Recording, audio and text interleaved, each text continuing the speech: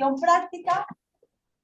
Primero Marcelo va a dar su exposición y luego vamos a abrir la ronda de preguntas para quienes están presenciales y también para quienes están en el chat.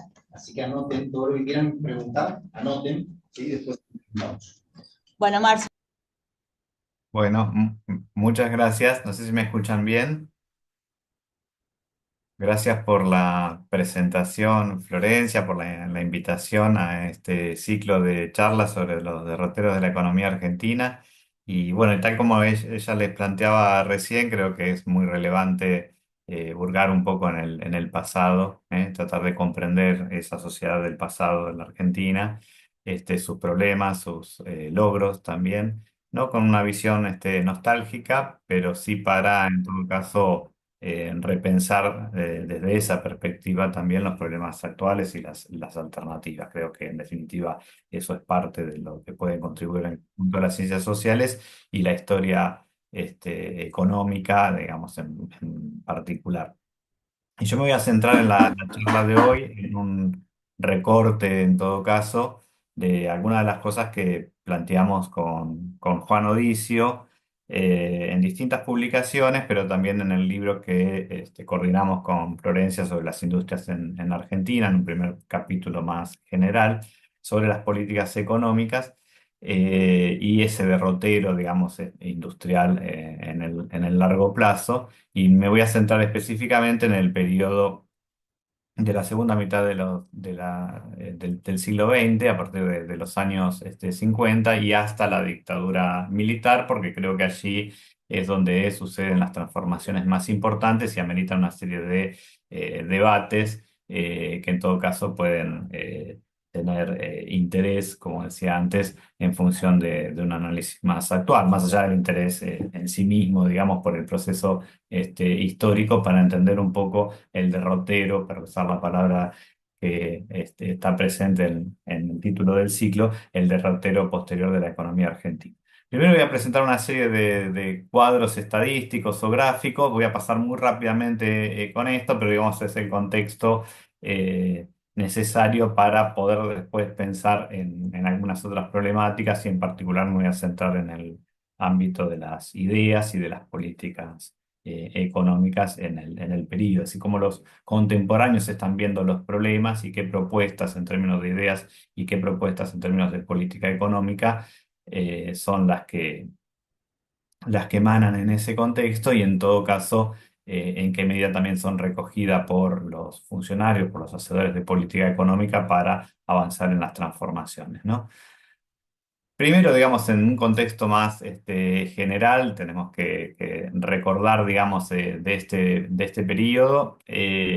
Bueno, es un periodo de crecimiento de la economía argentina, digamos, entre 1950, yo hice el corte en el 53, después podemos pensar más específicamente por qué, hacia 1975-76, digamos, es un periodo de crecimiento de la economía argentina superior, digamos, al periodo previo, que está muy marcado por la crisis del 30 y los problemas de la guerra, y también superior al periodo posterior. A partir de 1976, ¿no es cierto?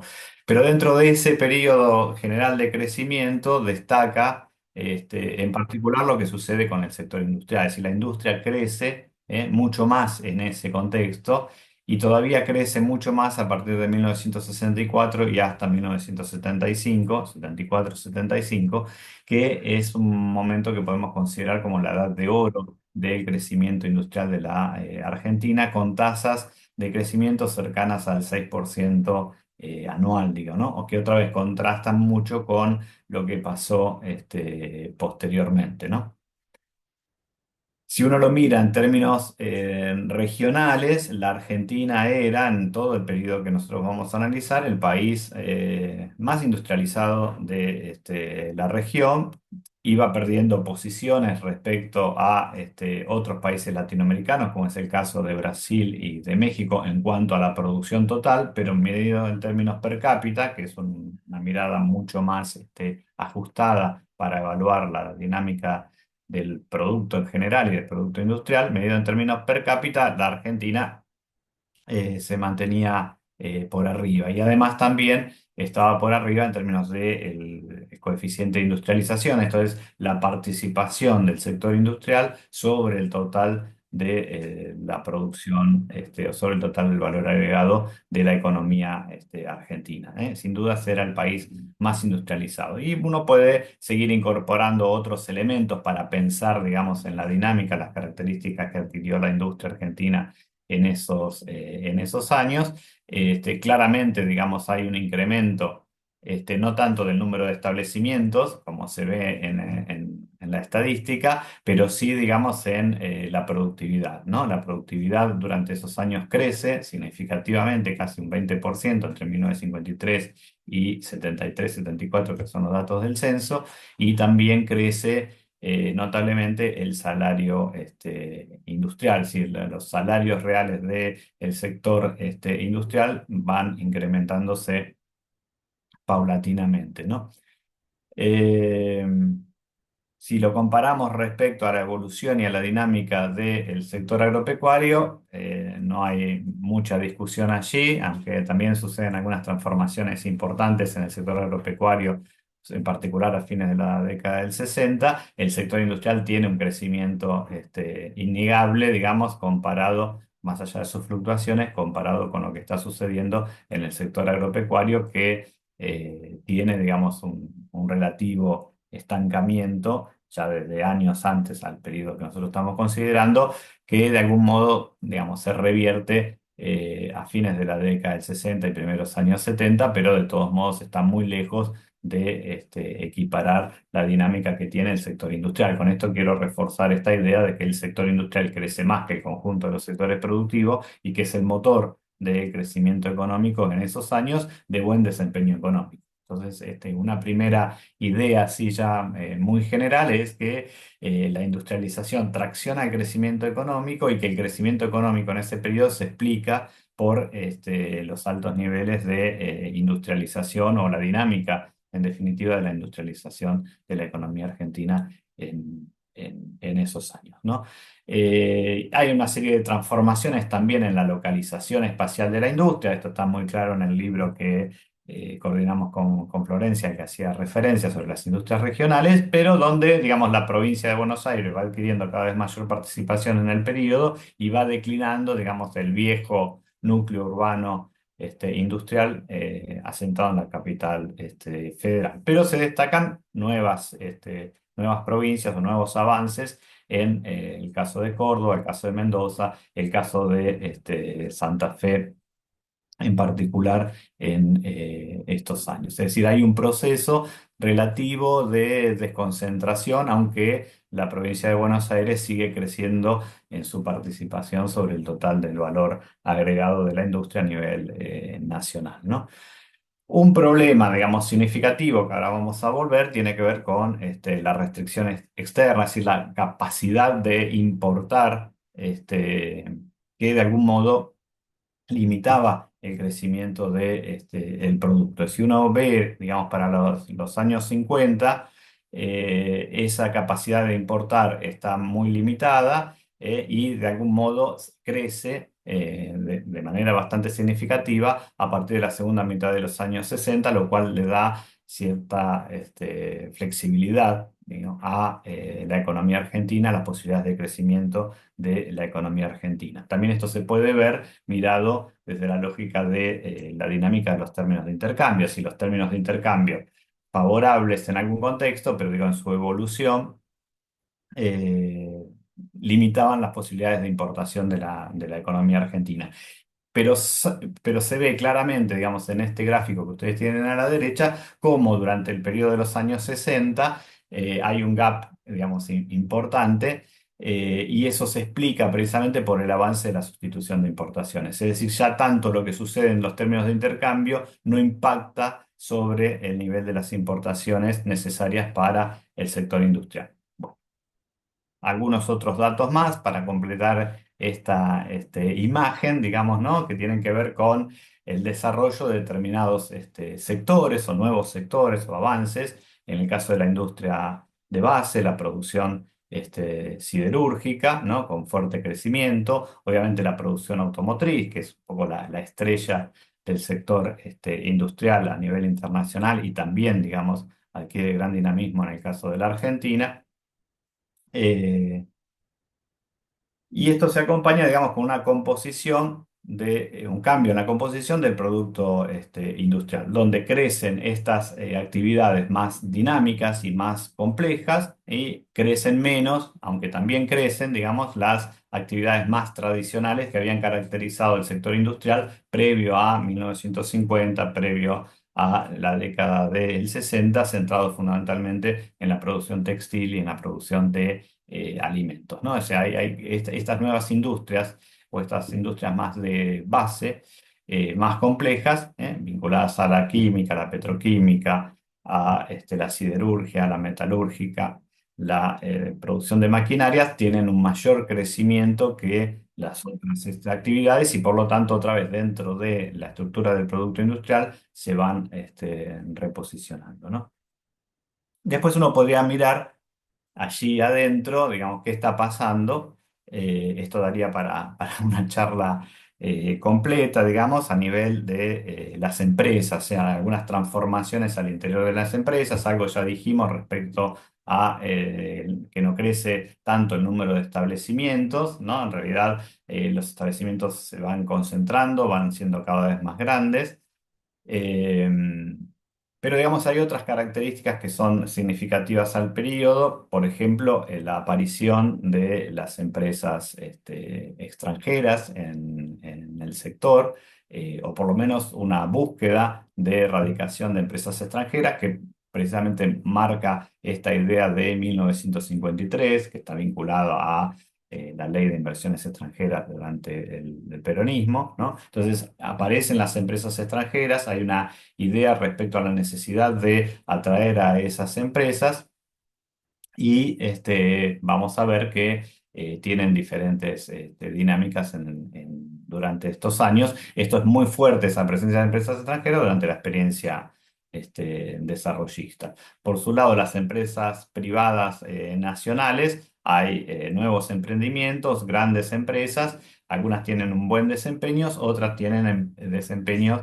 eh, relativamente más modestos y otras entran en crisis en gran medida porque compiten en determinados mercados o son afectadas en determinados mercados también por la presencia de las empresas extranjeras o por la propia dinámica de los cambios de la política económica, que en todo caso vamos a comentar. Y lo otro que me parece muy importante marcar a nivel microeconómico es la importante participación de las empresas públicas en el sector industrial. Las empresas públicas tienen presencia ya de tiempo atrás, pero durante estos años adquieren mayor significación en el sector industrial y en particular de la mano del sector militar, ¿eh? Son los militares los que impulsan el desarrollo de determinadas empresas en áreas claves vinculadas a estos sectores que precisamente estamos marcando que tienen muy buen desempeño o que tienen un desempeño superior al resto, como es el área siderúrgica, como es el área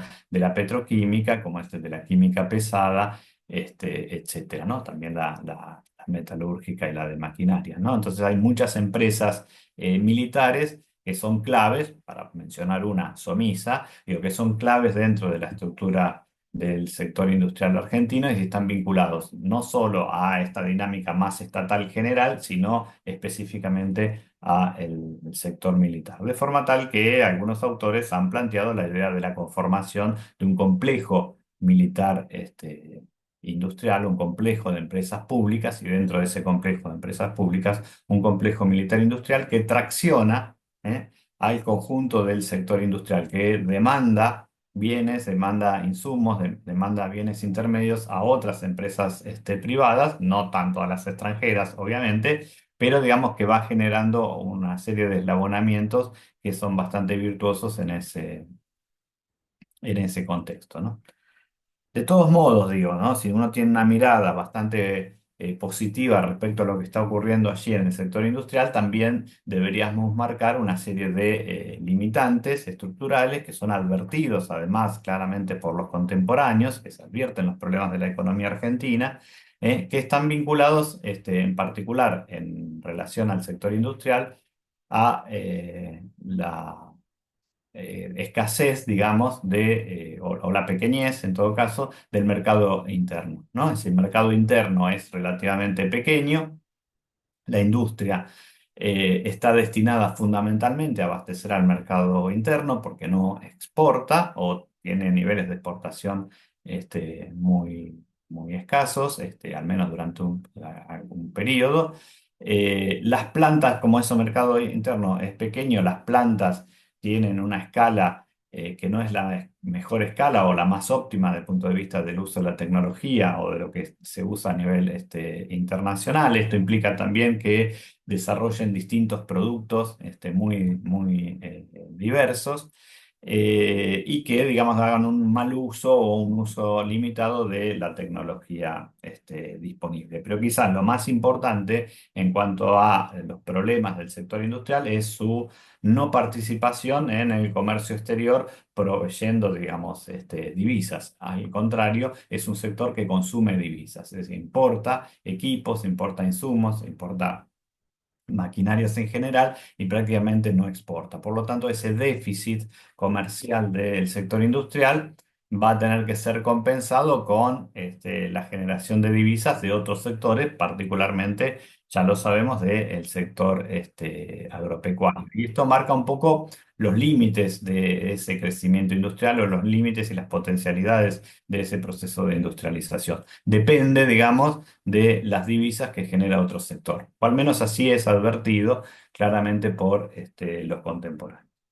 Todo esto está en el marco, además, de una dinámica cíclica de la economía argentina, de una dinámica general, digamos, cíclica, en lo que se conoce como los ciclos de stop and go, ¿no? Que tienen inicio ya durante la experiencia peronista, ¿no? Si nosotros podemos decir, bueno, la industria está creciendo, la economía está creciendo, pero está creciendo con estas fluctuaciones. Esas fluctuaciones están determinadas fundamentalmente por los problemas en la balanza comercial, por el estrangulamiento en el sector externo, por la insuficiencia de divisas, ¿no? Como les decía, estos problemas se empiezan a advertir que son problemas de la dinámica del ciclo asociados a el proceso de industrialización en una industria que no exporta, en una industria que consume divisas, se empiezan a advertir ya durante el peronismo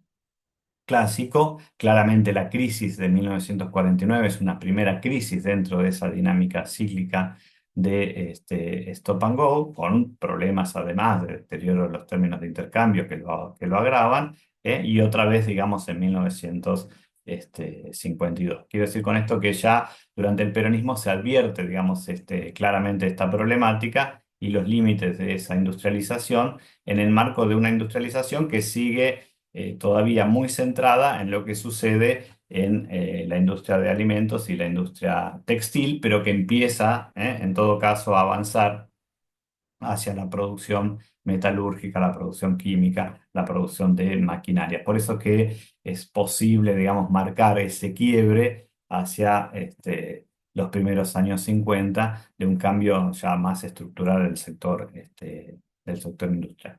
Lo cierto, digamos, no me voy a meter sí, digamos, en esa discusión, pero lo cierto es que claramente, digamos, lo que se advierte a partir del 49-52 es que la industrialización sustitutiva puede ser un arma de doble filo, ¿no? Que modifica finalmente la canasta de importación en el sentido de que, bueno, ya no importamos bienes finales, pero ahora tenemos que importar determinados insumos y determinadas maquinarias. Y cuando la economía crece, digamos, crecen las importaciones porque crece el sector industrial.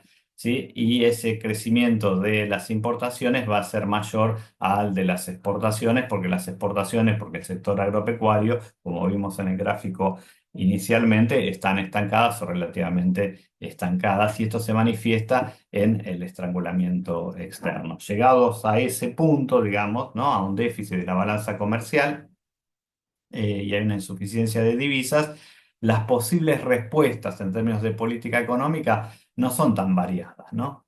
Y lo interesante es que el peronismo las ensaya un poco a todas, pero vamos a ver que esas posibles respuestas que el peronismo ensaya, digamos, en esos pocos años, digamos, utiliza todas las herramientas posibles, van a ser también un poco las recetas de políticas en los años siguientes. Digo, cómo resolver el problema del estrangulamiento del sector externo. Esa es la gran guía de la política económica y en definitiva la gran guía de la política de industrialización en la Argentina durante todos esos años. Digo, no estamos frente a un problema muy diferente, digo, ¿no? El estrangulamiento del sector externo, la insuficiencia de divisas, restringe o limita el crecimiento económico. Por supuesto que después de 1976 mucho de esto va a variar porque va a variar la estructura y los condicionantes y el grueso, digamos, del estrangulamiento del sector externo va a provenir por los problemas de la deuda externa y no por el déficit de balanza comercial. Pero, digamos, ya está planteado como un gran dilema general de la economía argentina. ¿Cuáles son esas posibles respuestas? Bueno, la devaluación, ¿no? Pero, digamos, rápidamente se advierte que la devaluación no termina de resolver las cuestiones porque hay recomposiciones de precios, porque hay un deterioro secular de los términos de intercambio, porque genera otros problemas.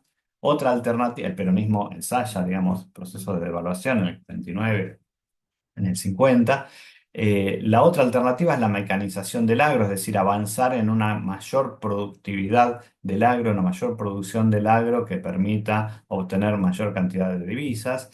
La otra alternativa es bajar el consumo local, por ejemplo, como se ensaya durante el peronismo de carne, etcétera, ¿no? Es decir, tener más bienes exportables o contener los salarios para bajar precisamente el consumo. La otra alternativa es llamar al capital extranjero, hacía referencia a la Ley de Inversiones Extranjeras de 1953, ¿no? Que aportan divisas y que aportan a generar una industria más integrada, porque podemos resolverlo vía el agro, incrementando la producción del agro, o podemos resolverlo vía la reducción de las importaciones. Para reducir las importaciones, lo que tenemos que hacer es incrementar la producción de máquinas, la producción de equipos, precisamente lo que estamos importando. Pero para eso tenemos algunas restricciones tecnológicas, algo se puede avanzar en ese sentido. Lo más fácil, en todo caso, es llamar a el capital extranjero, a que venga a producir automóviles acá, que venga a producir tractores acá, otro tipo de maquinarias, productos químicos, etcétera. Eso ensaya, aunque tibiamente, con una modalidad nacionalista, dentro de una paradigma más general del nacionalismo económico, el peronismo a partir de 1953. Y después la última alternativa es avanzar en las exportaciones industriales, es decir, hacer que este sector industrial exporte, pero eso es en todo caso bastante complicado y no está dentro del abanico de opciones o de discusiones, al menos fuertemente, durante esos años, ¿no? Como les decía, todo esto va a plantearse en los años siguientes, más, digamos, un problema político, que es el problema de la proscripción del peronismo, que va a generar además una gran inestabilidad, digamos, ¿no? De la política económica, de las instituciones, que obviamente va a ser negativo en términos de desempeños. Con todo, ya sabemos que más allá de toda esa gran inestabilidad política institucional, el desempeño económico de la Argentina no fue negativo, al menos hasta 1975-1976. Toda esta problemática, digamos, del ciclo económico, de la restricción externa, va a generar todo un desarrollo teórico que no vamos a tomar, pero que sabemos que está allí atrás, subyacente, que tiene que ver con cómo considerar precisamente el ciclo y los efectos que tienen los procesos de devaluación para resolver el problema del ciclo, ¿no? Entonces, los trabajos de Díaz Alejandro, los trabajos de Ferrer, hacia 1963, inician, ¿no? Una discusión respecto con los impactos de la devaluación que luego va a continuar en otros trabajos en los años siguientes y que finalmente van a cristalizar en un modelo, como digo acá, canónico, que es el modelo de Brown y Joy de análisis de el ciclo Stop and Go.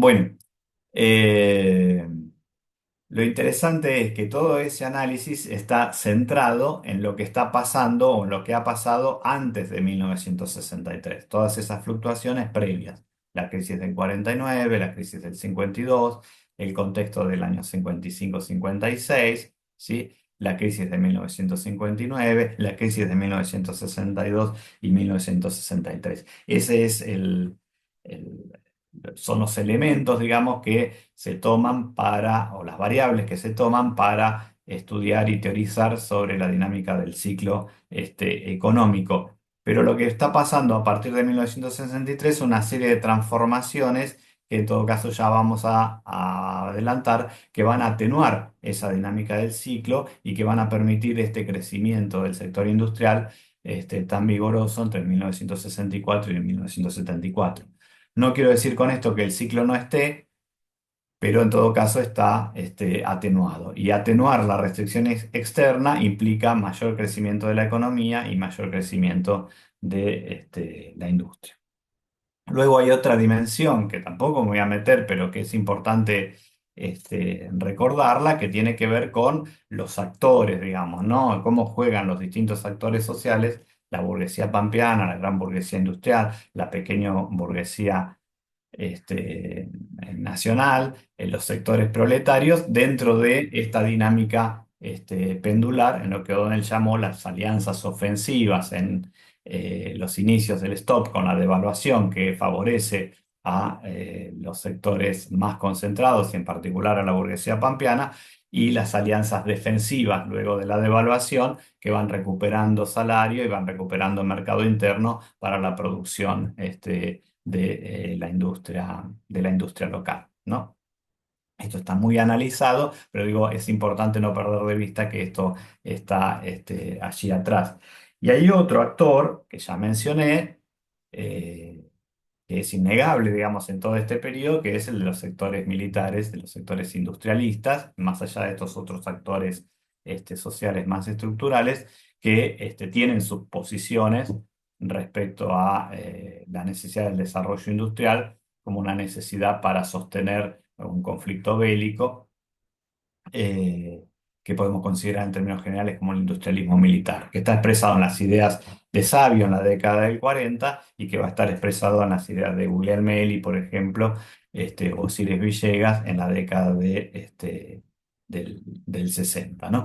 Y son estos intelectuales vinculados al sector militar los que están promoviendo el desarrollo de la industria de base en función precisamente de la defensa nacional. Pero en todo caso, lo que quiero marcar acá es que estas ideas de estos militares, que además están en situaciones claras de poder en muchos años durante el periodo, van a combinar sus estrategias, aunque tiene una perspectiva más autárquica, pero de todos modos van a combinar sus estrategias y sus posicionamientos con las necesidades del propio desarrollo económico para resolver el problema del estrangulamiento del sector externo, que no es otro que avanzar en la industrialización, ¿no? Y en la industria más pesada, en la productora de equipos, en la productora de insumos, etcétera. Así que ahora nos vamos a detener un poco a pensar en las ideas y las políticas industriales durante este periodo. Como les dije, el principal problema o la principal dilema para la economía argentina y para quienes están pensando en las alternativas en la economía argentina es cómo resolver esa restricción interna, ¿no? En términos generales, podemos pensar que durante los años 50 la idea es la integración productiva, o sea, integrar más al sector industrial, desarrollar la producción de equipos, de insumos, etcétera, con la ayuda del capital extranjero.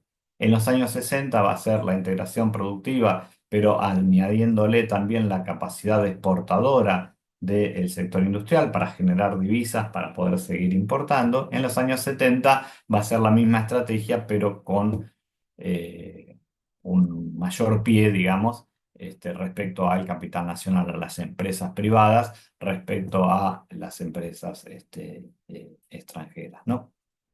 Por supuesto, esto implica en estas alternativas y estas estrategias apoyar o apostar a distintos actores sociales que van a generar varias tensiones, ¿no? En la primera línea, digamos, ya hacia 1953, mucho de lo que se va a discutir va a estar durante los años del peronismo, en el segundo plan quinquenal y todavía durante el plan Previs, vinculado un poco a las ideas de la CEPAL, que tienen expresión temprana en la Argentina a través de las posiciones de Aldo Ferrer, ¿no? Es decir, ahí, digamos, Aldo Ferrer va a retomar la idea de el Estado como un agente del desarrollo, de la necesidad de resolver el problema de los desequilibrios externos. Esos desequilibrios externos están dentro de ese diagnóstico definidos por el deterioro de los términos del intercambio y por el aumento de las importaciones de estos países más atrasados de bienes y equipos que necesita el avance de la industrialización. Entonces, la idea es avanzar en la industrialización de bienes de capital y a la vez, digamos, sostener un nivel de ingreso per cápita relativamente elevado que permita digamos, que la producción de bienes de consumo tenga salida, ¿no? Esta misma idea, de algún modo, va a estar presente en el plan Presbys, o sea, Presbys va a sostener esa misma idea, y hay una gran discusión respecto a si Presbys dice una cosa con la CEPAL y dice otra en el plan de 1955, etcétera. Podríamos decir que sí dice otras cosas, pero también dice las cosas que decía desde la CEPAL. Esto es lo que va a cuestionar fuertemente Jaureche, ¿no? Pero básicamente lo que está planteando es que la industrialización del peronismo es en todo caso deficiente y es deficiente la política industrial porque no se avanzó en la industrialización de base, ¿no?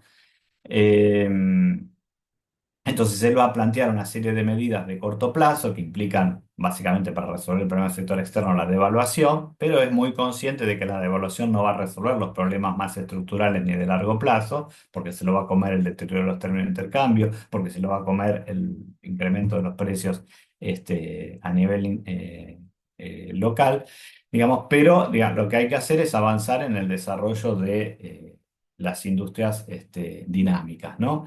Y para esto es necesario el capital extranjero. No tiene, digamos, una perspectiva de apuesta fuerte al capital extranjero. Es crítico incluso de la ley de inversiones extranjeras del peronismo, pero, digamos, reconoce que es necesario que el ahorro interno, digamos, es insuficiente y que es necesario recurrir al el ahorro externo, ¿no? Entonces esa idea, en todo caso, va a ser mucho más reforzada o enfatizada durante la experiencia desarrollista del gobierno de Frondizi, digamos, y con su principal asesor y intelectual atrás, que es Rogelio Frigerio, ¿no? Es decir, la experiencia desarrollista intenta resolver el mismo dilema o la traba del crecimiento económico, que es ese estrangulamiento del sector externo. ¿Cómo? Ya no a partir de incrementar las exportaciones agropecuarias que había ensayado el peronismo y que Previs también de algún modo había dejado abiertas, sino fundamentalmente reduciendo las importaciones, ¿no? Entonces, ese llamado al capital extranjero permitiría finalmente liberar a la economía argentina. ¿Por qué? Lo iba a liberar de la necesidad de seguir importando insumos, de seguir importando equipos, etcétera, ¿no? Entonces, el capital extranjero no somete, sino libera, decía Frigerio, ¿no? Es decir, bueno, y allí también entra, por supuesto, el tema del petróleo, que consumía una gran cantidad de divisas, y la necesidad de desarrollar la industria siderúrgica, etcétera. Entonces, la ley de inversiones extranjeras está claramente, digamos, en línea con esta idea que supone que la Argentina tiene una falta de ahorro interno eh, muy significativa y que solo eso puede resolverse vía el ahorro externo, ¿no? El Estado en Marce, esto, digamos, tiene un rol Marce, orientador. Sí, te quedan 10 minutos que vos me habías pedido que te avisara. bueno. Dale. Vos me Este, pediste que te avisara, perdón. No, No, está bien, está bien. Bueno, entonces las conclusiones, no me falta bastante todavía. Bueno, lo cierto es que a partir pero voy a hacer el esfuerzo. A partir luego de la experiencia frondicista y a partir de la crisis del 62-63, eh, aparece un nuevo debate, digamos, ¿no? Que es muy crítico respecto a la industrialización tal como se venía desarrollando, porque piensen ustedes que la estrategia frondicista o la revolución, mal llamada revolución libertadora, o del gobierno peronista, estaba centrada finalmente en el mercado interno, ¿no? Si vienen las empresas extranjeras para producir para el mercado interno y aparecen estos problemas de deseconomías de escala, de mal uso de la eficiencia tecnológica, etcétera, ¿no? Y Prebisch reconoce hacia 1963, en un trabajo más general sobre América Latina, que se hizo mucho esfuerzo en avanzar en la industrialización, en la sustitución de importaciones, pero que la clave está en expandir la exportación industrial. ¿Sí? Porque la exportación industrial va a generar otros beneficios, ¿no? Y esa es la discusión que va a tener lugar en la Argentina a partir de mediados de la década del 60, con algunos hitos muy importantes, como un debate muy fuerte con el Instituto Torcuato Di Tella, en el que van a participar varios de los hombres que están muy cercanos a las decisiones de política económica en los años siguientes. Uno de ellos es, por ejemplo, Moyano Llerena, que de la revista Panorama dice, bueno, la sustitución de importaciones ha agotado sus posibilidades, digo, los contemporáneos lo están viendo, ¿no? Si lo que hay que hacer es avanzar en nuevas alternativas en la exportación industrial, ¿no? Eh, y Diamant, digamos, va a plantear, de algún modo van a avanzar ya en esta idea de la estructura productiva desequilibrada y la necesidad de un tipo de cambio que beneficie a los sectores exportadores, pero a los cuales se les cobre retenciones, pero que a la vez también beneficie las posibilidades de exportación de algunos segmentos del sector industrial, para que puedan contribuir el sector industrial con divisas para resolver ese problema del estrangulamiento, ¿no? Di Tella lo va a plantear en otros términos, un poco más brutalmente. Dice, bueno, acá toda esta discusión tiene un hálito rancio, dice, ¿no? Dice, la Argentina ha apostado a un esquema semi-autarquizante, quizás por el influjo y la presencia de los militares, y lo que tiene que hacer es avanzar en la exportación industrial. ¿Quiénes son los que discuten, digamos, en este contexto? Hay distintas alternativas, pero todos de algún modo plantean o llegan a un determinado consenso. Aldo Ferrer por un lado, Carlos Moyano Llerena, que va a ser el poder detrás del trono, el principal asesor de Krieger Bacena, Guido Di Tella, Marcelo Diama, con distintos énfasis o ideas. Este, Algunos apostando más al desarrollo de las industrias de base exportadoras, de capital nacional, otros apostando más a las industrias más livianas o empezando por el desarrollo de las industrias livianas y luego avanzar en industrias más complejas, pero también esas industrias livianas que sean exportadoras, como es el caso de lo que plantea Guido Di Tella, etcétera, pero todos de algún modo este, están en el marco de un consenso, ¿sí? Que plantea, digamos, las dificultades de capacidad de importar de la economía argentina, porque la industria demanda divisas que no genera, porque la producción primaria está muy limitada, que ese mercado interno es estrecho, que hay demasiada protección y esto genera problemas de ineficiencia, problemas de obsolescencia del sector industrial, etcétera. Pero se suma además otro factor que es muy importante para entender lo que pasa después, que es el grado de extranjerización. Si todas estas políticas de atracción del capital extranjero, del peronismo, de la Revolución Libertadora y en particular de la experiencia frondicista, lo que han hecho es reposicionar a las empresas extranjeras sobre la estructura industrial argentina y desplazar a un sector de empresarios nacionales, en definitiva la burguesía nacional, como se discutía en esos momentos, que es el actor social que nos va a acompañar en la promoción de un desarrollo nacional, autónomo, etcétera, ¿no? Y además porque las empresas extranjeras, una vez instaladas, demandaban divisas, ya tampoco exportaban, etcétera. Entonces terminaban agravando el problema del sector externo, ¿no? La solución para resolver todos estos dilemas, o buena parte de ellos, era avanzar en la industria de base, ¿sí? Y ampliar los mercados, exportar. Por eso que en el contexto de la segunda mitad de los años 60 aparece, digamos, toda la discusión respecto a la integración latinoamericana, la participación en el ALAC, las exportaciones, etcétera. Y eso es algo, digamos, que en definitiva estaba de algún modo sucediendo, ¿no? Es decir, en realidad estos autores plantean problemas para el desarrollo industrial, pero nadie dice tenemos que dejar de lado la industria, la industrialización, sino en todo caso profundizarla, mejorarla, generar capacidad exportadora, digamos, como una industrialización orientada más a la exportación industrial y menos, digamos, sustitutiva de importaciones tradicional, ¿no? Bueno, esto se verifica, digamos, en las políticas, por ejemplo, en las políticas de Krieger-Bacena, se verifican las políticas nacionalistas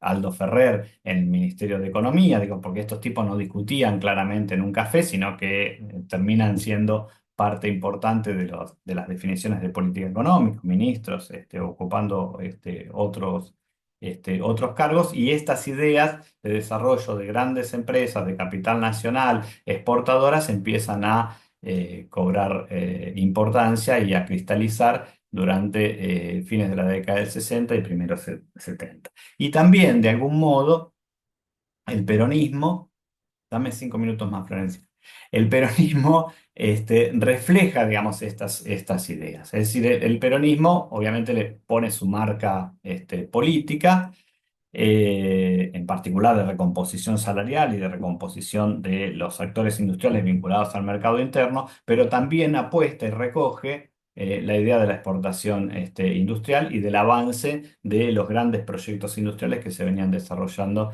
desde años atrás. Es decir, el peronismo recoge, digamos, esta crítica a la ICI tradicional, o podría ser una crítica a lo que el peronismo había hecho, al menos hasta 1952-1953, ¿no?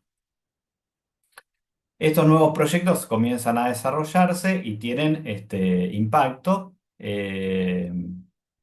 Por ejemplo, digamos, los casos de los avances en el sector siderúrgico, de Asindar, de Siderca, los avances de la propia Somisa, la creación de Aluar hacia 1974, de Petroquímica General Mosconi. Es decir, se van desarrollando estos grandes emprendimientos que tienen una capacidad y una tecnología mayor, que pueden proveer insumos intermedios al sector industrial a menores costos y que tienen también en determinadas circunstancias capacidad exportadora, ¿no?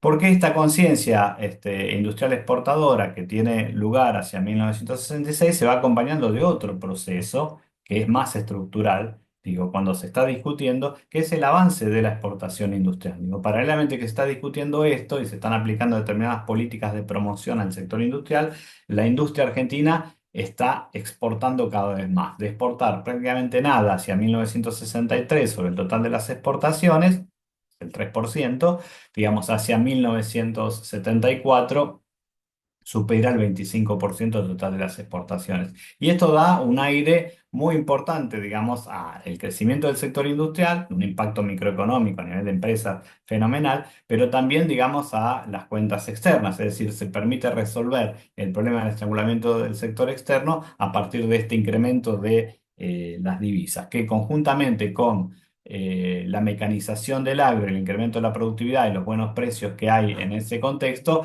permiten dar libertad, digamos, al crecimiento económico o resolver el problema de ese límite estructural que marcaba el sector externo. De todos modos, está claro que no hubo una estrategia muy coherente, digamos, porque está muy vinculada a la dinámica política y a la dinámica macroeconómica en general, pero lo cierto es que resulta indudable que la industrialización no había agotado su dinamismo, digamos, hacia 1975. Digo esto porque se discute mucho respecto a si la ICI estaba agotada o no, digamos, cuando viene el golpe militar de 1976. Y fíjense, ya para ir cerrando, cómo se planteaba, digamos, en ese contexto, ¿no? Primeros años 70. O sea, la industrialización estaba consensuada, era un valor social, ¿no?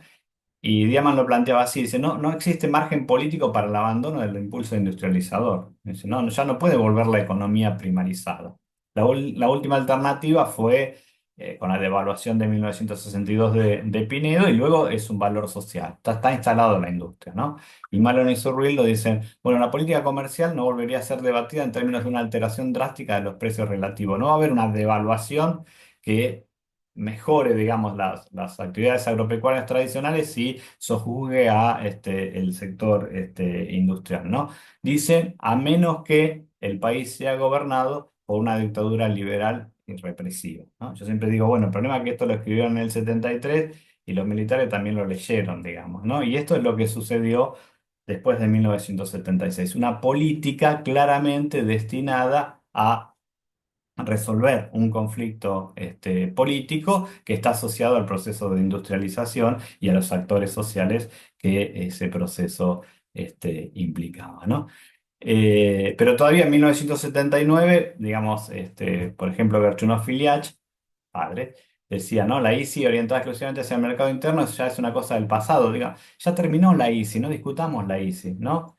Lo que hay ahora es una estructura diferente, una estructura híbrida, moderna, donde hay sectores que son competitivos a nivel internacional, ¿no? Entonces esa imagen, fíjense si ustedes pueden leer, digamos, la frase de Ferrer después, pero digo, esa imagen tan negativa de que se instaló en los años, fines de los años 80, los años 90 en particular, una leyenda negra sobre la industrialización en la Argentina, no era la imagen que tenían los contemporáneos, incluso todavía durante la dictadura militar. El tema es que la aplicación sistemática de esas políticas llevó a una caída de cambios permanentes en el sector industrial que van a trascender hasta el día de hoy, ¿no? Y Diamant ya después, de 1983, lo va a plantear con mucha claridad. Dice, bueno, el péndulo se acabó, ¿no? Eh, se quedó corrido hacia un lugar, digamos, ¿no? Sería hacia el extremo de la derecha, ¿sí? De las políticas neoliberales, ¿sí? Y dice, hay únicamente dos alternativas. O la Argentina queda condenada a una permanente recesión, ¿sí? Aprende finalmente a superar la recesión externa que limita el crecimiento de su economía. Me parece que lo que sucedió es que quedó condenado a una permanente recesión. Y además esto va a implicar eh, el fin de los debates sobre el desarrollo, porque los debates post-76 van a ser debates sobre el problema fiscal, sobre el problema de la deuda, sobre el problema de la inflación, pero ya no más estrategias de desarrollo como se discutían en el contexto de los años 60, porque ha cambiado la estructura, porque ha cambiado también el contexto internacional. Lo que tenemos después es el estancamiento, ¿no? Y termino con esto, que es un ejercicio, digo, de pensar un poco el Producto Bruto per cápita de la Argentina respecto a los Estados Unidos, ¿no? Respecto a España. Si la Argentina hubiera, que obviamente es declinante, si la Argentina hubiera sostenido la tasa de crecimiento de los años 60, esa etapa tan vilipendiada como de una industrialización fácil, obsoleta, etcétera, digamos la... bueno, no, no me pasó. Acá. Eh, Fíjense ustedes que los resultados hubieran sido bastante diferentes, digamos, ¿no? Muy superiores, más cercanos a lo que era la participación del Producto Bruto de la Argentina a los Estados Unidos al periodo previo a la década del 20, ¿sí? Y en el caso de España, digamos, una situación también mucho más favorable. El problema es que la Argentina rompió con esa dinámica de crecimiento y en gran medida la explicación de eso está en el quiebre de la política económica de Martínez de Oz, ¿no? En particular. Bueno, habrá que explicar por qué se dio ese quiebre, pero eso requeriría un par de horas más. Así que yo por ahora voy a cortar por acá, si les parece. Dejo el PowerPoint por las dudas que ustedes quieran retomar o hacer alguna pregunta sobre esto y dejo abierto al público o bueno, Florencia, si vos querés coordinar alguna pregunta. Bueno, muchísimas gracias, Marcelo. Súper interesante, muchísima información. Aclaro que no es que yo te quisiera cortar, o me dijiste que tenías después otros compromisos, por eso te avisé del tiempo. Pero súper interesante la conferencia. Abrimos la ronda de preguntas acá en la presencialidad y también en el chat. No sé si quieren acá arrancar los chicos con alguna pregunta. Nadie. Yo tengo una pregunta. Eduardo, si te podés acercar a la cámara para que él te Para que te vea. vea. Si A no, ver, parece que me está tengo que poner hablando. adelante. Claro. Claro. A ver. Ahí Ahí está. Ahí, vamos a Igual levantar. escucho. Ahí te va a preguntar él.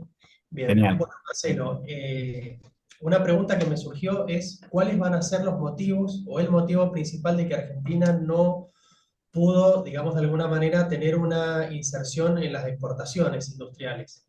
Teniendo en cuenta, te voy a poner dos casos, el caso de México, con la industria maquiladora, o el caso de Corea del Sur, que en esa época ellos van a iniciar todo lo que es un proceso de industrialización. Y bueno, ¿cuáles van a ser las particularidades argentinas que no le permitió precisamente poder exportar y depender precisamente de los productos industriales, de los productos agropecuarios para sostener la industrialización? Que ese fue el principal problema que vos mencionaste, ese stop and go. Sí, está muy bien la pregunta. En términos generales, uno relaciona la industrialización, las estrategias de industrialización en el espacio latinoamericano y en la Argentina con la industrialización sustitutiva de importaciones y las confronta con la industrialización orientada a las exportaciones del sudeste asiático como exitosas, etcétera, con sus bemoles, digamos, ¿no?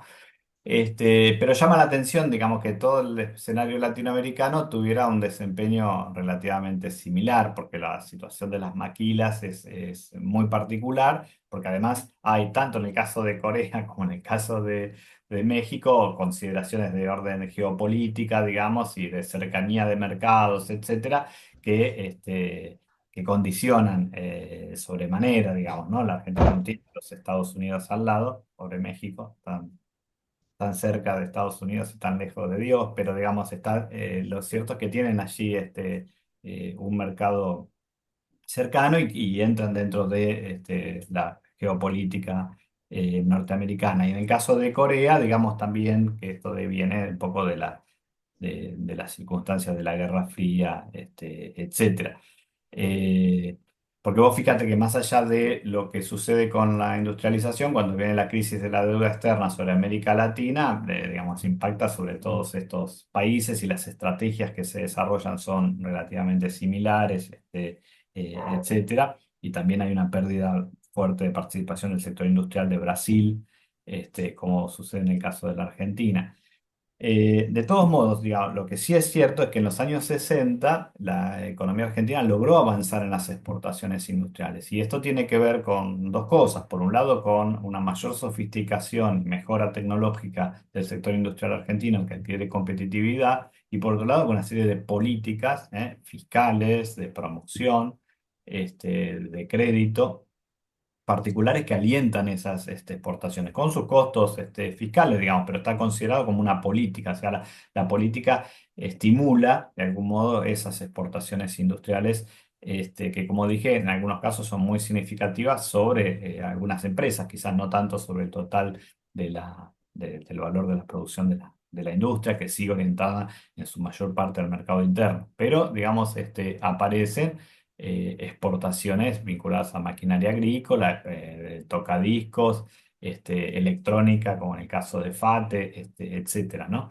Ahora, todo esto que estaba en discusión precisamente con tipos de cambio que los beneficiaron a aquellos segmentos más competitivos, etcétera, para estimular y desarrollar esas exportaciones industriales, queda, digamos, desplazado a partir de 1976. Allí hay una política que, digamos, con el tipo de cambio que se estableció con la tablita y en particular con la apertura, rompe, digamos, con varios de estos sectores más complejos de la industria argentina y los hace sectores más reprimarizados y menos exportadores, aunque hay algunos que mantienen los niveles de exportación, que son aquellos sectores productores de commodities y que fueron también promovidos por el Estado como o el caso de la producción siderúrgica, o el caso de la producción metalúrgica en algunas circunstancias, ¿no? Entonces, en realidad hay una política más general, antiindustrial, podemos decir, que afecta también las posibilidades de las exportaciones industriales, ¿no? Y luego ya tenés una caída de esos sectores desaparecen o se fragmentan o quedan dislocados, digamos, en términos de sus eslabonamientos, etcétera, que no tienen capacidad de recuperarse en los años siguientes, ¿no? Este, entonces digo, es cierto que avanzan las exportaciones, pero es cierto que también hay una política que las contrae, las frena y que claramente, digamos, uno puede advertir como quiebre a partir de 1976, ¿no? Bueno, gracias, muy completa la respuesta. Nos preguntan desde el chat, te preguntan, si se puede explicar la influencia, si puede explicar la influencia de la crisis del petróleo en 1973-74 en la industria argentina. Bueno, la crisis del petróleo no solo impacta sobre la industria argentina, sino que impacta sobre toda la estrategia económica que había diseñado el peronismo, que era bastante compleja, digamos, y bastante completa, por otro lado, ¿no? Ese plan económico de 1973 atacaba muchos de los problemas de la economía argentina, atacaba también los problemas específicos del corto plazo, de la estabilización, del problema inflacionario.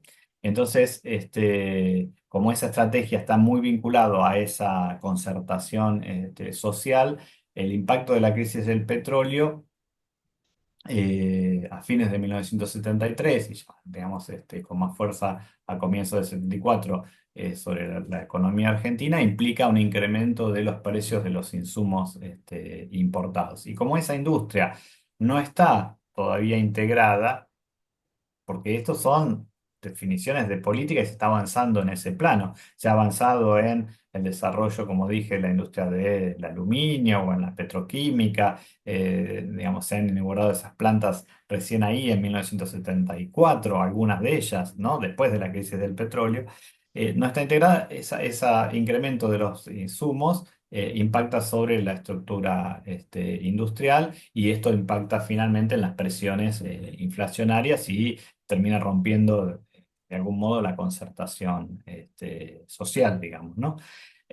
O el pacto social. Entonces aparecen los incrementos salariales, incrementos de los bienes de consumo final, y va, digamos, horadando esa estabilidad que era central para sostener las políticas económicas de más largo plazo. Entonces, muchas de las políticas económicas de largo plazo quedan dejadas de lado, por ejemplo, aquellas vinculadas a la reforma agraria o a las leyes impositivas respecto al agro, que eran sustanciales de ese programa económico, son dejadas de lado de un modo porque cambia la dinámica económica, macro, y porque cambia la dinámica política e institucional, ¿no? Entonces, tiene un impacto que afecta al conjunto de la economía argentina y eso afecta al conjunto del programa de largo plazo, ¿no?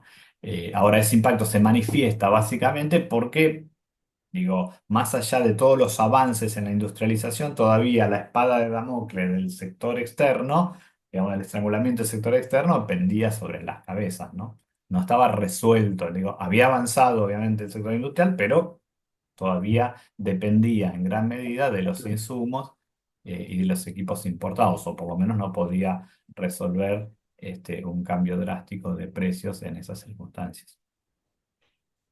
Bueno, gracias. Acá hay otra pregunta también en el chat, referida a ¿esos militares industrialistas avanzaron o posaron su interés sobre las áreas de producción energética? Supongo que se refiere a los militares de la década del 40-50. Y a eso yo también me animo a agregar una pregunta, porque la mayor parte de la audiencia que está presencial son alumnos de economía política, de pensamiento económico. Si vos has podido también avanzar, ¿cuáles eran las lecturas de estos militares o los posicionamientos? ¿Cuáles eran sus influencias? ¿Si eran liberales? ¿Si había una mayor lectura de una escuela nacionalista alemana? ¿Si has podido establecer algún vínculo sobre cuáles eran la circulación de conocimientos a la que ellos accedían. No sé si te compliqué Sí, con la unir dos puntos. no, no, en todo caso te pido que me repitas algo, pero no, en principio los militares están muy preocupados por el desarrollo energético, en particular, bueno, inicialmente ya con YPF, digamos, ¿no? Con toda la historia de YPF, ya para irnos a los 20, digamos, y aparece ese nacionalismo petrolero que no es casualidad que esté vinculado eh, a la ley secreta que establece el gobierno de Alvear, que implica el desarrollo de la producción de algunos insumos y de metales para el sector industrial, y que eso va a derivar finalmente en la creación de la fábrica militar de aviones en el año 27, y también en algún experimento en Andalgalá de producción de cobre, porque atrás está la idea del bastarse a sí mismo, digamos, ¿no? Y ahí un poco vinculo con la segunda pregunta, Florencia.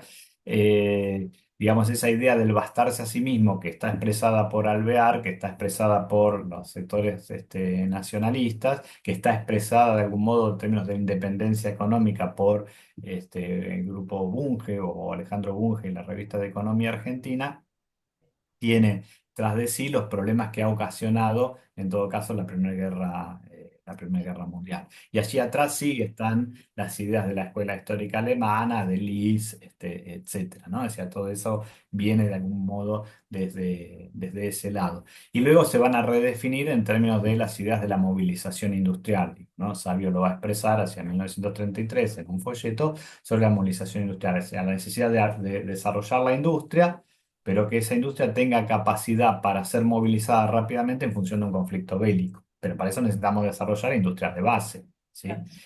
Y esa industria de base está vinculada al desarrollo de la energía, y en particular después de la creación de la Dirección General de Fabricaciones Militares hacia 1941, hay varios emprendimientos o ideas de desarrollo de la producción hidroeléctrica, eh, para, digamos, su utilización en el sector industrial, porque mucho de esta industria de base necesita otro nivel de electrificación, otro nivel de energía que solo pueden proveer estos nuevos desarrollos. Entonces siempre los militares van a estar atrás de lo que es la electrometalurgia, de lo que es el desarrollo de las represas, etcétera, porque están vinculadas a la posibilidad de desarrollar esta producción que necesita otros niveles de energía.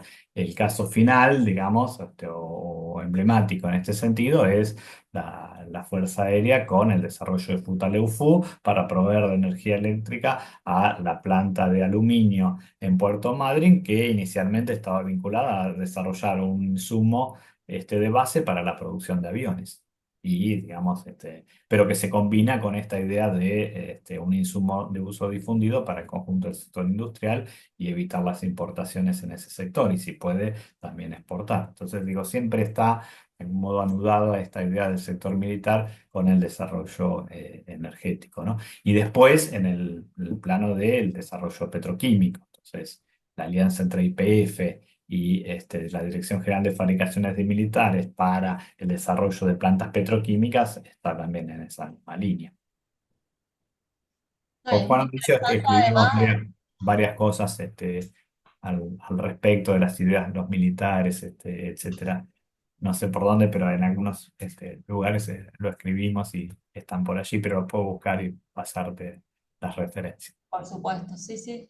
Era más que todo para que los chicos pudieran ver la vinculación que hay entre, a ver, qué pasaba en Argentina y las ideas que había en Europa. Había una articulación o una repercusión, si se quiere, de esas ideas y esos temas que se discutían. Acá hay otra pregunta de la audiencia, sí, acércate, si así él te puede ver. Eh, Hola, mi nombre es Nicolás Hola. y tengo una pregunta. Eh, ¿Cómo nació el Stop and Go en Argentina y cómo se remedió el Stop and Go? Esa sería mi pregunta, es como corta. Bueno. Y dijimos que no se remedió Larga de mucho porque responder. Cuando cuando se incrementaron los precios de los productos de importación y los precios de exportación de los productos tradicionales de la Argentina cayeron, hubo problemas en el mercado europeo durante el año 73-74, fines de 73, principios de 74, digamos, otra vez aparece el stop, y el año 75 es un año de crisis, es un año negativo, el primero después de 1963, ¿no? Nunca se resolvió del todo, ¿no? Pero hubo avances en ese plano, hubo atenuaciones, hay un stop and go más débil, si quieren, ustedes, a partir de 1963 y a 1974, y que está vinculado a este avance de la sustitución de importaciones. Por un lado, se importa menos porque avanzó la sustitución por capital extranjero, por capital nacional, sea con distintas estrategias, porque se incrementaron las exportaciones industriales y entonces se generan más divisas, ¿sí? Y porque, digamos, se han hecho además acuerdos comerciales de exportación, etcétera, y porque también se incrementaron las exportaciones tradicionales, se incrementaron por la mecanización del agro, la incorporación de fertilizantes, etcétera, y porque hay además, en ese contexto de fines de los años 60, una de los productos de exportación de la Argentina. Entonces, esos tres factores combinados, ¿no? Permiten resolver en parte el problema del sector externo, aunque, digamos, habría que ver que la deuda va creciendo paulatinamente, etcétera, pero digo, no tenés alguna situación de crecimiento muy bajo, por ejemplo, en el año 66, o una situación de una balanza comercial prácticamente poco superavitaria, digamos, ¿no? Nula, hacia 1970-71. Digo, tenés situaciones, ¿no? Pero en realidad lo que lograste es evitar esa fluctuación tan fuerte o ese golpe tan fuerte de el stop que generaba los procesos de devaluación y que generaban esas situaciones de contracción importante de la economía argentina. Y esto en definitiva lo que explica es esa etapa de oro, de crecimiento, digamos, con sus fluctuaciones, pero menores a las que existían en el periodo previo y pero muy diferentes y mucho menores a la seguidilla de fluctuaciones económicas en la etapa posterior, que como dije van a estar dominadas fundamentalmente por las restricciones en el sector externo derivados del endeudamiento de la economía argentina, que se inicia también en forma exponencial con la última dictadura militar. Bien, ¿alguna pregunta más? Así, acá hay dos preguntas. Acércate, así él te puede ver, si no parece que viene la pregunta Sí, de más el adelante. aire. Claro, no. Eh, Hola, mi nombre es Juan y le quería preguntar, en un momento usted habla de cómo la industrialización por sustitución de importaciones empieza a generar ciertos problemas y que una de las posibles soluciones es la mecanización del agro, que asumo que es para multiplicar las divisas que puede traer el agro. Eh, Quería preguntarle, en la actualidad, en el país, ¿qué porcentaje del sector agropecuario podemos decir que está mecanizado o modernizado? No te sabría decir eso, soy historiador.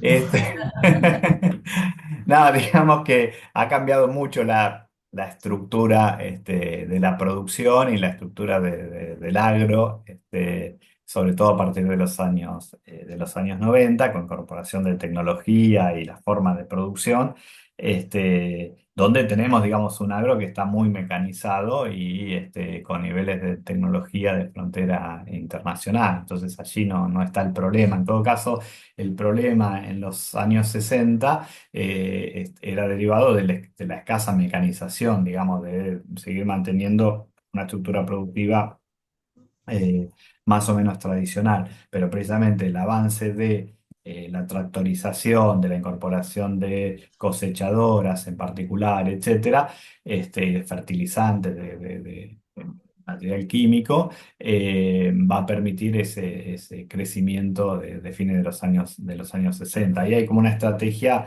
eh, En algún caso más directa, porque el peronismo lo intenta directamente, digamos, en otros casos más indirecta o derivada del propio proceso de industrialización. Si el avance de la industrialización va a generar una serie de insumos y equipos para el sector agropecuario que van a beneficiar la productividad, la producción del agro y, en definitiva, como vos decís, a las cuentas externas por el incremento de las divisas, ¿no? Yo diría que el agro en general está bastante descuidado, digamos, como alternativa para resolver los problemas. Todos están enfatizando las alternativas vía la industrialización, salvo otra vez en el peronismo del 73 que retoma, digamos, el tema de el comercio exterior, de fortalecer, digamos, pero hay otro contexto también de mejora de los términos de intercambio en esos años, significativamente, que alienta ese tipo de políticas, ¿no?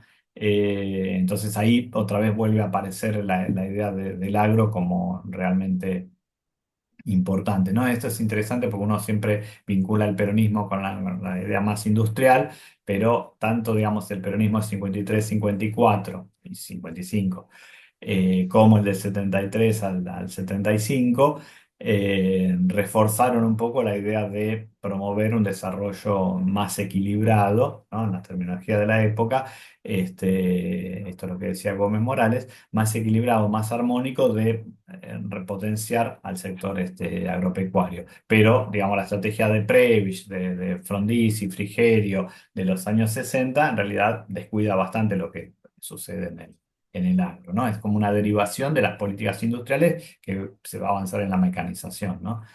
Pero bueno, eso sería un poco para explicar la situación anterior. Hoy creo que el agro tiene un nivel de mecanización y de incorporación de tecnología muy, muy destacado, digamos, ¿no? Sí, incluso acá en Mendoza ya hay vendimiadoras ante escasez de mano de obra, que no se sabe si es escasez de mano de obra o un bajo salario de los obreros. Ya hay varias empresas que están incorporando vendimiadoras con unos costos exorbitantes y bueno, todas importadas, por supuesto. Bueno, no sé si hay esa pregunta. Aquí hay una pregunta más y quizás con esto ya vamos cerrando si no hay más preguntas en el chat.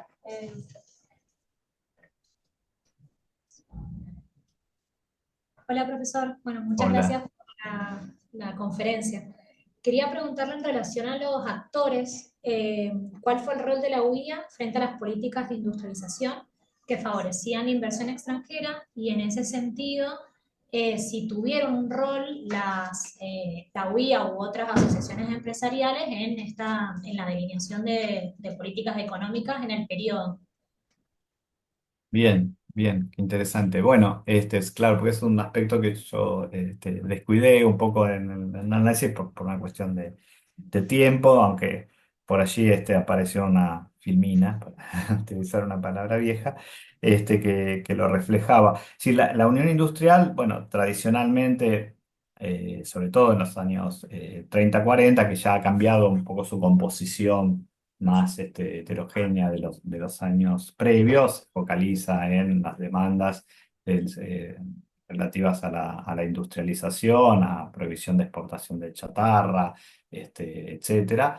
Ya con Colombo, digamos, como presidente de la Unión Industrial y un poco siguiendo los lineamientos de Alejandro Bunge, la revista de Economía Argentina, después va a tener su etapa de conflictividad durante el peronismo, y va a apoyar, digamos, todas las políticas favorables al sector industrial, de todos modos. Pero, digamos, en el contexto de los años 60, uno puede decir que en la Unión Industrial están los sectores más concentrados y en la CGE, digamos, la Confederación General Económica, con su pata industrial, sectores más vinculados a las medianas empresas y pequeñas y algunas grandes nacionales. Pero me parece que esa distinción hay que revisarla. De todos modos, digo, hacia los años 60, tanto la Unión Industrial eh, como la CGE se quejan ¿no? Del avance de la extranjerización de la economía argentina, así del peso que tienen las empresas extranjeras. Y si uno revisa la cúpula, las principales empresas por ventas de la Argentina, aparte de YPF y Somisa estatal, están las empresas extranjeras después, ¿no? De automóviles en particular, las químicas, petroquímicas, y después las empresas nacionales. Y es evidente que han perdido posiciones dentro de esas estructuras y hay un reclamo y una demanda que finalmente va a canalizar el peronismo, ¿no? Otra vez, la relación con la UIA es compleja, pero la UIA entra, digamos, en ese juego también. Y después tienen como posiciones específicas, ¿no? Focalizadas respecto a las empresas públicas también, digamos, la competencia que pueden generar, respecto a las compras estatales, etcétera, ¿no? En general son críticos o tienen posturas durante el periodo de los años 60 primeros 70 posturas críticas respecto a las políticas de intervención estatal, ¿no? No son críticos de la industrialización, obviamente, pero sí son críticos de la discrecionalidad que pueden generar las políticas estatales, ¿no? Y de hecho, bueno, van a financiar publicaciones, fundaciones que de algún modo después van a tener una voz significativa, crítica durante los años del peronismo y después durante la dictadura militar como Fiel, etcétera, ¿no? Entonces, digo, la UIA es bastante ambigua, digamos, en ese sentido, pero, digamos, apoya aquellas políticas que favorecen en general el desempeño del sector industrial. Más crítica es la CGE, digamos, ¿no? Ujú. Porque ahí hay una crítica y la CGE hace arreglos con la CGT, digamos, en términos de estrategia de desarrollo, digamos, más preocupada por el mercado interno, más preocupado por el salario real, más preocupado por la disponibilidad de determinados insumos, etcétera, ¿no? O sea, uno podría pensar que están como esas dos voces, de los grupos más concentrados en lo industrial y de menos concentrados en la CGE, aunque hay un poco también de todo allí. Pero digamos, el programa económico finalmente del peronismo es el programa de la CGE y Gelbar va a ser el conductor. Y la Unión Industrial, digamos, se va a integrar, digamos, a ese pacto social, a esa concertación, etcétera, cuando pueda despegarse en un contexto de crisis, rápidamente lo va a hacer y va a ser muy crítico, pero sobre todo, insisto, de la intervención estatal, digamos, ¿no? De la ampliación del Estado, de la expansión que ha adquirido el Estado, ¿no? De lo que ellos lo juzgan, perdón, como una intromisión excesiva del Estado en la actividad privada. Bueno, ya con esta última pregunta cerramos, que llegó por el chat. Dice, yo quizás entré tarde a la reunión y el profesor lo explicó, pero quería saber por qué la charla tiene como punto de partida el año 53 y no una década antes o los años 30. El dilema de los historiadores, la periodización. Muy bien. Bueno, algo dije durante la charla, pero por ahí fue insuficiente. Bueno, hay que periodizar y hay que hacer un corte. Siempre hay que partir de algún lado, si no, empezamos con los orígenes de la civilización, pero en 1953 se explica fundamentalmente por la ley de inversiones extranjeras y por esta apuesta, digamos, al capital extranjero en un contexto donde se están dando una serie de transformaciones que se reflejan en el censo del 54 de mayor avance de estas industrias dinámicas y más complejas, metalmecánicas, de maquinarias, etc. Entonces, digo, uno puede hacer el corte de la ICI más difícil. Algunos lo hacen al 55, que es un corte claramente político, otros hacia el 58, que es político y es económico porque es la ley de inversiones extranjeras, pero es posible advertir, y así lo ha señalado en algunos estudios Jorge Katz, digo, estudios del año 67 en desarrollo económico, por ejemplo, que hay una serie de transformaciones a partir de, el año 54. Bueno, yo elegí el año 53, Jorge Schwarzer elige el año 53 y yo recogí un poco esa tradición también de apuesta, dice, al capital extranjero, ¿no? Y de hecho esto es así, frente a lo que va a ser la apuesta al capital nacional a partir de fines de la década del 60, ¿no? Entonces me parece que ese 53 permite diluir, digamos, la impronta política del peronismo y mirar más los cambios estructurales con algún cambio de política económica decisivo respecto al sector industrial, aunque no es tan decisivo todavía la ley de inversión extranjera por sus impactos, pero sí, digamos, hay una orientación en ese sentido que va a guiar los debates sobre el desarrollo económico y la industrialización en los años siguientes. Así que yo creo que 53 está muy bien. Sí, sí, sí, sí, tal cual. Bueno, agradecemos muchísimo tu participación, tu exposición súper clara, generó muchísimas preguntas, que eso yo creo que es lo que más le gusta a uno cuando expone, que haya preguntas. Agradecemos también al personal de informática y telecomunicaciones que siempre están prestos a colaborar y facilitan que alguien que esté en este momento a 2.000 kilómetros nos va a poder dar esta conferencia. Así que bueno, cerramos con un aplauso y te agradecemos, Marcelo. No, muchas gracias. Muchas gracias a ustedes. Bueno, y Gracias. gracias al Gracias chat por la también. pregunta, gracias por la invitación. Por favor, y agradecemos también al público del chat y bueno, nos despedimos. Muchas gracias y seguimos en contacto por los canales tradicionales. Chao, hasta luego, que siga muy bien.